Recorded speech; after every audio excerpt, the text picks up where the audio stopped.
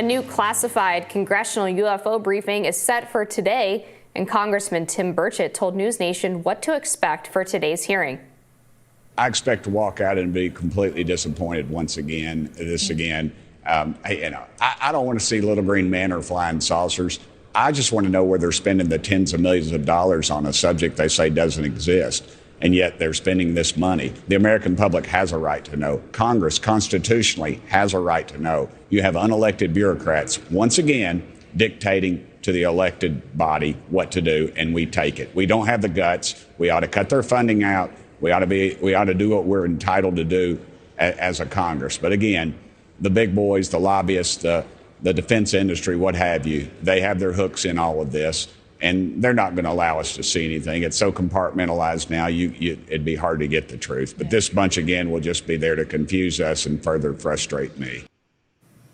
Meanwhile, in a new interview, UFO whistleblower David Grusch shared if he has any regrets going public with alleged information on classified UAPs and the hit piece on him regarding his alleged mental health history. Is there any moment where you've kind of regretted speaking up? You kind of had to, right?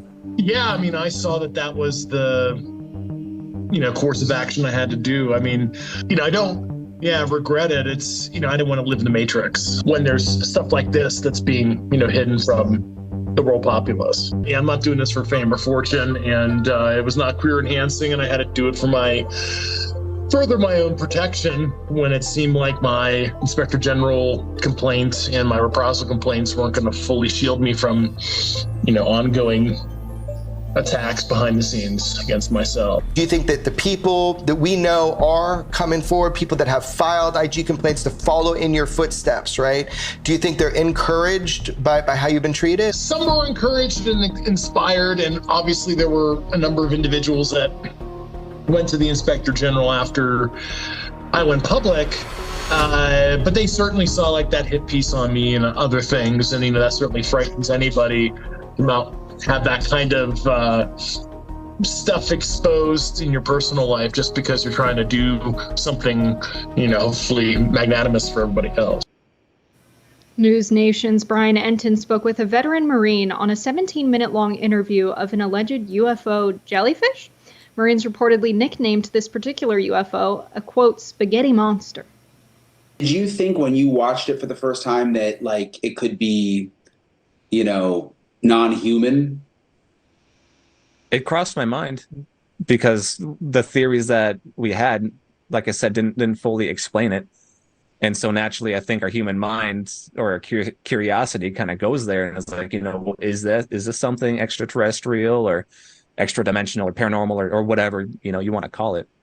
And it didn't seem to be posturing to threaten us at all. So it wasn't like we needed to take immediate action against it. Very interesting. Perhaps this is the real reason they want, governmental monitors on those fishing charters, Amber. They're looking out for the jellyfish.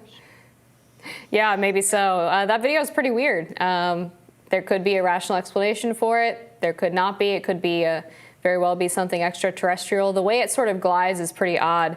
But back to this congressional hearing with Tim Burchett. He went on with that UFO podcast shortly after he left the skiff today. And he said that he thinks anybody who has been questioning David Grusch's credibility left there thinking and knowing that Grusch is legit, which is an interesting statement, considering how much pushback there has been against David Grusch, as we saw that hit piece against his character. And Tim Burchett has also said that he was talking to people who were in the Trump administration about his recent activity in regards to UFOs, and they told him that he kicked a hornet's nest and that he needs to get some bodies around him. So I just want to give Tim Burchett a shout out and a thank you for his tireless work on this issue.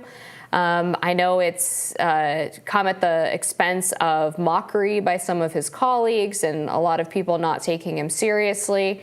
But if there is a job for Congress, it's to try to get information that the government is hiding from the American people and bring it out into the open, or at least become aware of it themselves. And he's clearly doing that. So I think this issue is important. I appreciate that he's trying to hold them accountable and trying to get more answers on our behalf.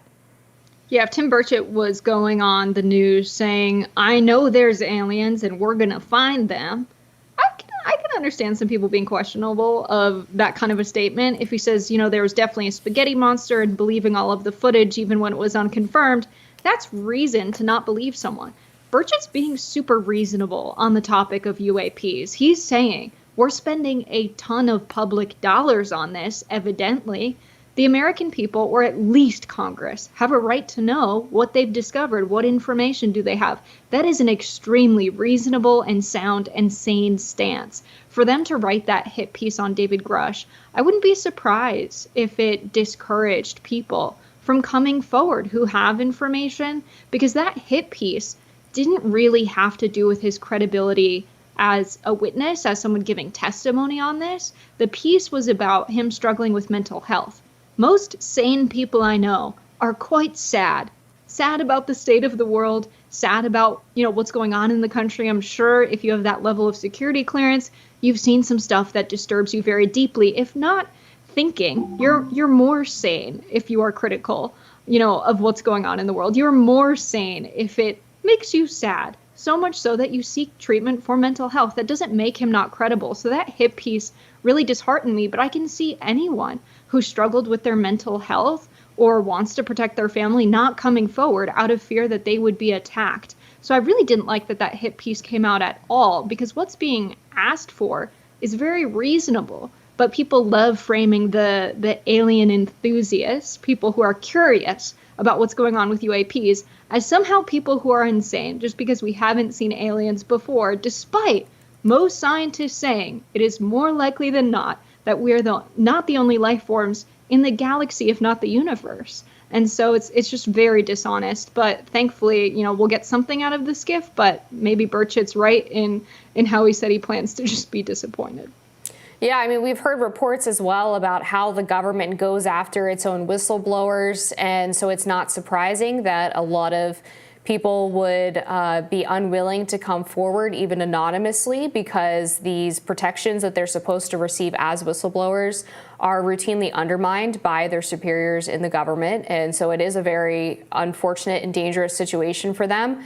A lot of this information, of course, is classified. So necessarily, if these people come out publicly, they risk losing their clearance, their job, in general, just their livelihood, and they also risk being sued or put in jail. So it's not an easy decision, I think, for anyone to talk about this publicly. And then on the congressional side, I think what's especially frustrating is that as we have this dynamic where people who actually work directly with this information can't really talk about it publicly, at the very least, we should expect that Congress is able to get access to this information in a secure environment.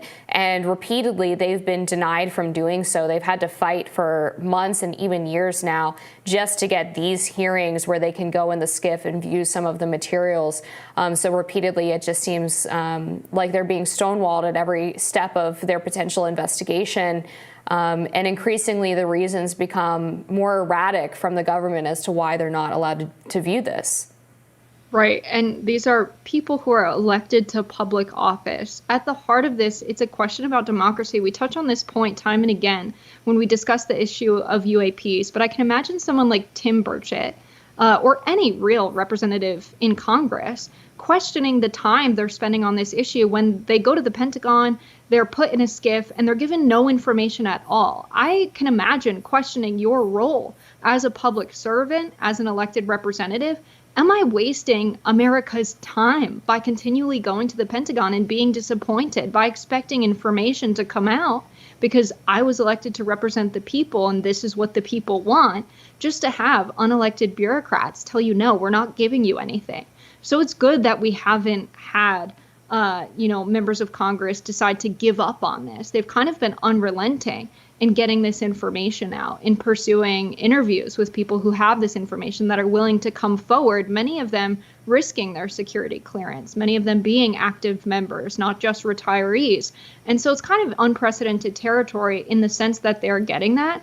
And so I can see why they still have a little bit of hope, but it sounds like Burchett's getting frustrated. He said he's getting frustrated, but I hope he's not on the verge of quitting, because he's done a really good job putting pressure on public officials to say, this is a democracy, people want this information, we should have it out there for the public to understand, or at least elected representatives have access to it.